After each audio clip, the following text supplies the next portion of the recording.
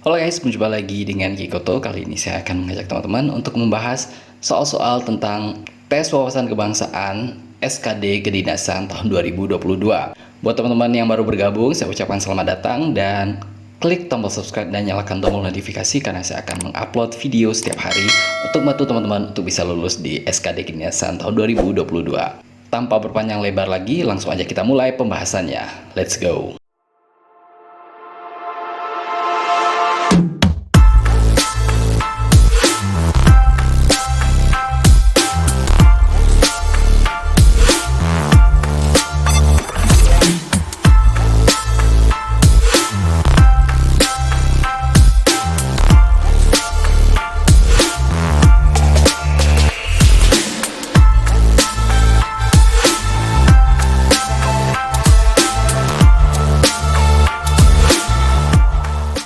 Soal nomor 8, integrasi nasional seharusnya dimulai dari pejabat negara sehingga bisa memberikan contoh bagi warga negara. Salah satu tindakan pejabat negara yang tidak mendukung integritas negara adalah praktek korupsi.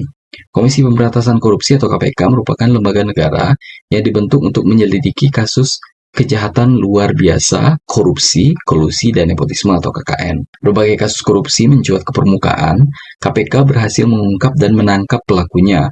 Akan tetapi, kasus korupsi masih marak terjadi. Upaya paling tepat yang dapat dilakukan masyarakat untuk menghentikan praktik kejahatan luar biasa tersebut adalah bla bla bla. Nah, ini kan sebenarnya ceritanya ngasih tahu kita bahwa KPK ini sudah berjuang mati-matian loh untuk menegakkan supremasi hukum terkait pemberantasan korupsi, kolusi, dan nepotisme. Cuman sayangnya, dengan hasil usaha KPK yang lumayan keras itu, tapi kasus korupsi itu kok ya masih menjadi-jadi gitu loh. Gimana sih salahnya? Karena kan kalau misalnya KPK udah setegas dan sekuat itu ditambah lagi dengan instansi penegak hukum lainnya seperti kejaksaan dan polisi, tapi korupsi masih banyak juga atau bahkan lebih banyak daripada yang dulu-dulu, itu berarti kan ada sesuatu yang salah di diri kita sebagai masyarakat kan. Nah, makanya di sini ditanyakan tentang hal yang paling tepat yang dilakukan oleh masyarakat. Jadi ini sudut pandang masyarakat ya. Nah, coba aja dicek satu-satu.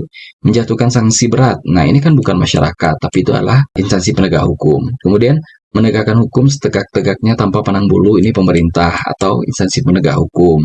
Kemudian melakukan sosialisasi terkait tindak pidana korupsi dan dampaknya, ini KPK ataupun instansi semacam kepolisian atau kejaksaan, atau bisa juga semacam instansi pengawasan seperti BPKP atau BPK kayak gitu.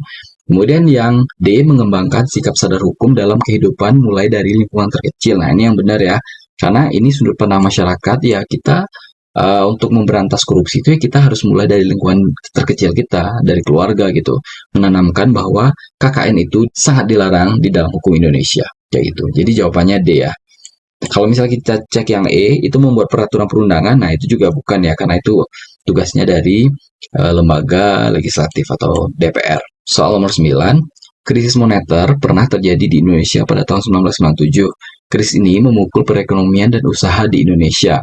Diambil dari buku Monetary Policy Strategy tahun 2007, karya Frederick S. Mishkin, krisis moneter adalah krisis yang berhubungan dengan keuangan suatu negara. Krisis moneter yang dialami Indonesia sejak tahun 1997 sampai 1998 ditandai dengan melemahnya nilai tukar rupiah yang sangat drastis disebabkan oleh bla bla bla. Nah, ya, teman-teman udah pasti tahu ya kondisi kita waktu sebelum Krismon itu rupiah itu nilainya kuat banget. Jadi kalau nggak salah itu nilai satu rupiah itu sekitar 2000-an lah. 2000 mungkin sampai 3000 lah itu lemah-lemahnya. Nggak pernah sampai semahal sekarang. Dan pada saat krisis moneter tahun 97-98 itu dolar kan bisa sampai 17.000, 18.000 gitu ya, atau mungkin bisa jadi lebih dari itu. Dan setelah kondisi Krismon itu, nilai rupiah nggak pernah membaik lagi seperti awal-awal dulu gitu. Jadi kita nilainya ya masih sekitar 15.000, 14.000, 16.000 kayak gitu. Nah, apa sih yang menjadi penyebabnya? Ternyata penyebabnya itu memang benar fundamental kita tuh lemah gitu. Itu benar gitu. Tapi juga ada hal-hal lain yang mempengaruhi. Jadi nggak cuman kondisi di dalam internal kita aja yang belum stabil, tapi juga ada andil dari eksternal. Ada andil dari faktor-faktor luar yang membuat nilai mata uang rupiah itu juga jatuh. Karena memang kita tahu juga yang mengalami kejatuhan nilai mata uang itu nggak cuma di Indonesia, tapi banyak sekali negara-negara baik di Asia Tenggara ataupun di Asia ataupun di benua lainnya kayak itu. Sehingga yang paling tepat itu adalah ada faktor internal dan juga faktor eksternal. Kalau faktor internal contohnya defisit transaksi berjalan Indonesia cenderung membesar dari tahun ke tahun, sedangkan faktor eksternalnya contohnya adalah krisis finansial di tiga kutub ekonomi dunia, yaitu di Amerika Serikat, di Eropa, dan Jepang pada paruh dekade 1990-an. Sehingga karena adanya krisis finansial di tiga area besar ini, Amerika Serikat, Eropa, dan Jepang, itu juga berpengaruh ke negara-negara lain yang punya afiliasi ekonomi dengan negara-negara tersebut. Jadi mau nggak mau kita juga kena.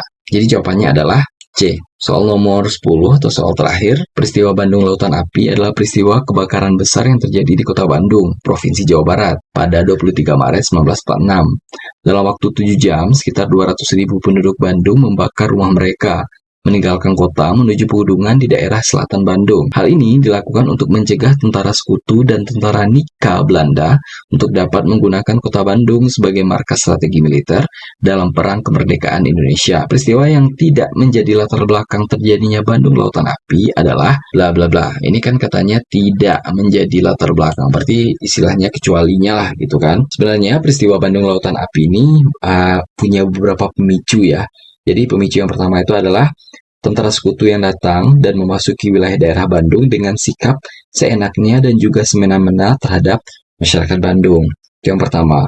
Kemudian tentara sekutu memberikan ultimatum kepada masyarakat dan para pejuang di Bandung yang memiliki persenjataan sisa pemerintah kolonial Jepang untuk segera mengembalikannya kepada pihak Belanda. Itu yang kedua. Kemudian yang ketiga, tentara sekutu memberikan ultimatum kepada masyarakat yang berada di daerah Bandung Selatan untuk pergi dan mengosongkan daerah tersebut yang dimana diberikan waktu selambat-lambatnya tanggal 29 November 1945 dengan alasan keamanan untuk masyarakat Bandung. Kemudian yang keempat adalah tentara sekutu yang berada di daerah Bandung melakukan pembatasan wilayah terhadap daerah yang digunakan oleh mereka di daerah Bandung yang mana wilayah tersebut bukan wilayah dari tentara sekutu.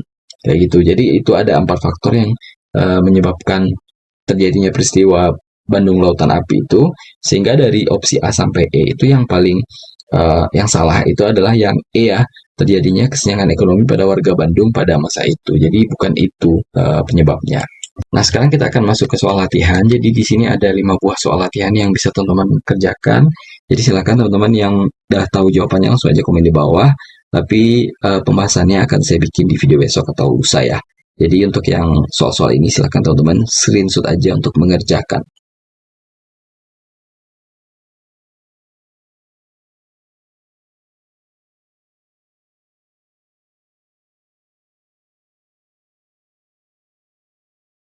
Mungkin sekian dulu dari saya. Buat teman-teman yang masih ada pertanyaan, langsung aja komen di bawah. Jangan lupa subscribe dan nyalakan tombol notifikasinya karena saya akan mengupload video setiap hari. Akhir kata saya ucapkan selamat ujian, semoga sukses dan semoga teman-teman lulus di sekolah kedinasan yang teman-teman tuju. See you next time, have a nice day. Bye-bye.